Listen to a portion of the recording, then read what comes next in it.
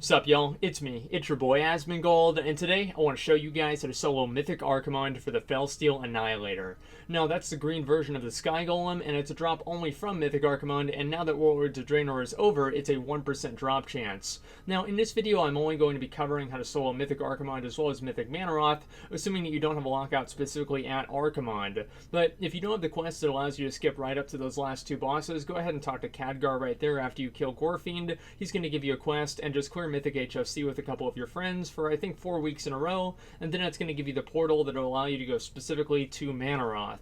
Now both of these fights are relatively difficult. I would say your item level needs to be somewhere between 905 and 930. I mean obviously some classes could probably do it with less, but most classes I would say would probably need around there or even more depending on how good their legendaries are. Now Manaroth is, I would say, probably easier than Archimonde in a lot of ways, but his damage is pretty substantial.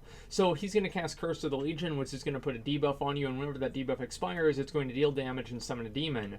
Now, if you have a lot of DPS, I would recommend switching over and just killing these ads just to make the fight simpler. But if you're really trying to make the DPS checks, because each one of these glaive attacks that he does, the first one doesn't do a lot of damage, but all of the consecutive ones do, I think, 300% and then 600% bonus damage consecutively. So you do not want to have more than 3 of those occur, and if you do get a third one, you need to make sure that you use a cooldown. He also casts Fellseeker, which basically just knocks you in the air. The knockback is much larger than the animation, so be careful about that. Also, he casts Manaroth's Gaze, which is a fear. Make sure that you're not low health whenever he casts that. And there are going to be meteors that come down, and until 20% they come down whenever he casts them, so whenever he makes the cast, just make sure that you're moving around. Now for me, because I'm a warrior and I'm pretty well geared, I don't really need to worry too much about killing the ads as soon as they spawn, and as soon as you get them low enough, about 60-55% I think, he's going to transition into the second phase. Ideally it's going to be good if you're able to transition him in between the glaive attacks, that way the debuff that he gives you will be able to reset. He'll also put something called Wrath of Gul'dan on you, which doesn't matter, so don't worry about it. Now, this fight is significantly easier to do if you have a, if you have a pet, but if you don't, it's completely doable as well. He'll also cast Shadow Force, as you can see right here. What Shadow Force is going to do is it's going to try and push you off the platform. Ways, obviously, you want to spec entirely for movement speed to where you can completely avoid that. So make sure also that whenever you cast that you're not right up against the edge, or even in the middle, depending on which class you're playing for mobility. So he'll also cast imps that do basically nothing, and honestly, if you're something like a warlock, they're going to help you out because then you can put agony on them to get extra soul shards. So as soon as he gets to about, I think it's about 30% or so, that's when he's going to enter his last phase. His last phase is not really that deadly, but the only thing that's very hard to deal with is the Empowered Glaive attack. And the reason for that is because the Empowered Glaive attack does stun you as well as do the damage. And also there's going to be a purple thing that comes out, and you need to, as soon as you get knocked back from the glaive attack, you need to sidestep the purple thing so it doesn't actually hit you again, because it'll knock you off the platform and do a lot of damage. So as you can see, the purple thing went out and I jumped away. There's going to be a lot of movement speed that you're going to need to do in this last phase, so make sure that you save all your cooldowns for that point. Phase 2 is relatively easy, assuming that you can deal with the Shadow Forces.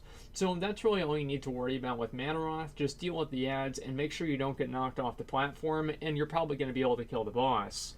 Now for Archimonde, Archimonde is, depending on your class, it's either very easy or very hard. As an arms warrior, one thing that I opted to use was Draft of Souls, to where I didn't get knocked off the platform in the second phase, and I'll talk about that.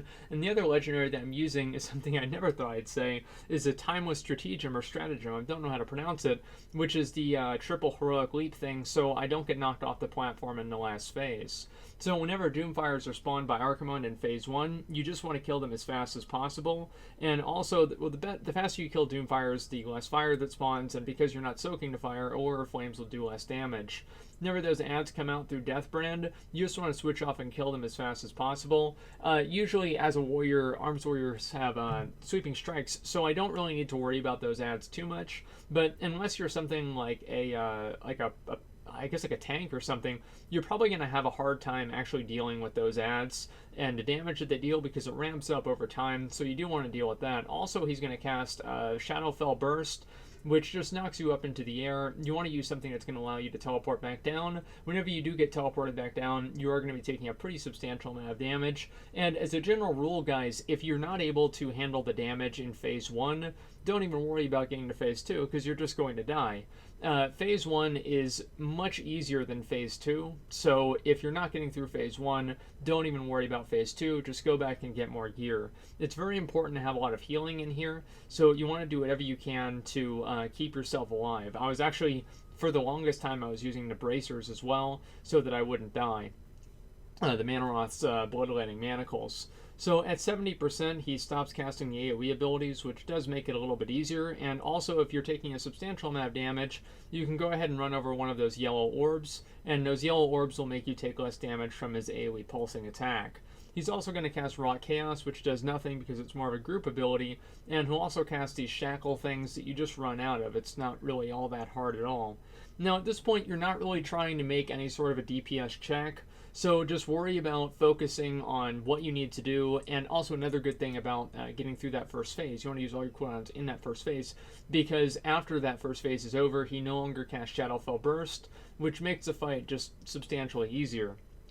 Now, whenever he gets a little bit lower, around like 50% or so, or I think it's actually 55 to be exact, he is going to start summoning other types of ads, and those ads don't matter, so don't worry about them. The only thing that you might want to need to know, it's a little bit silly to say, but the Fellward Overfiend, the green ad that spawns, does have a specific cast that can be interrupted, although even whenever this was progression, it was still not a raid wipe, so I wouldn't worry about it too much. He'll be cleaved down just the same as all of the other ads.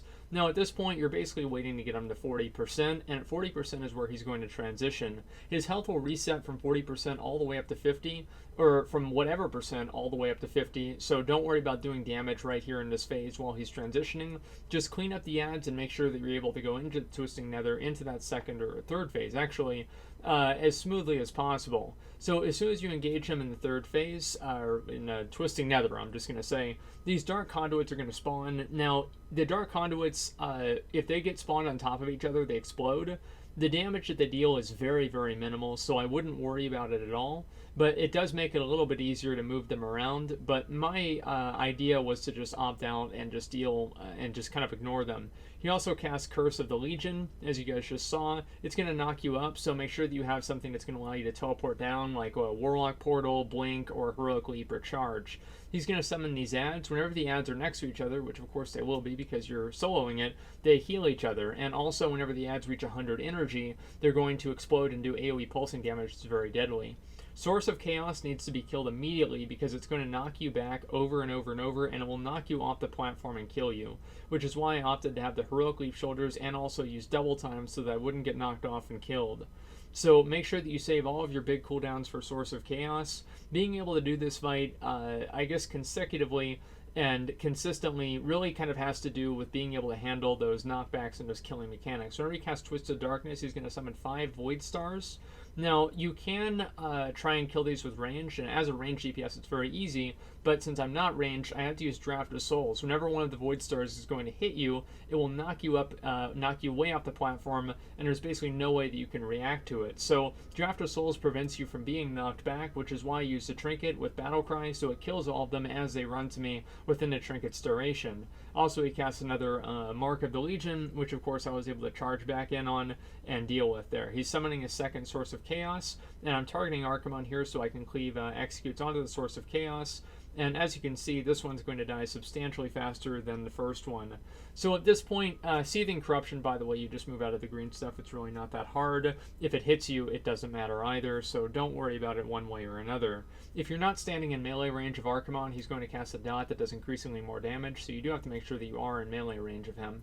So really, that's all it takes. Other classes have a lot easier than warriors, but as long as you're able to handle the different ads, specifically the Sources of Chaos and the Void Stars, you're going to have no trouble whatsoever being able to kill this boss.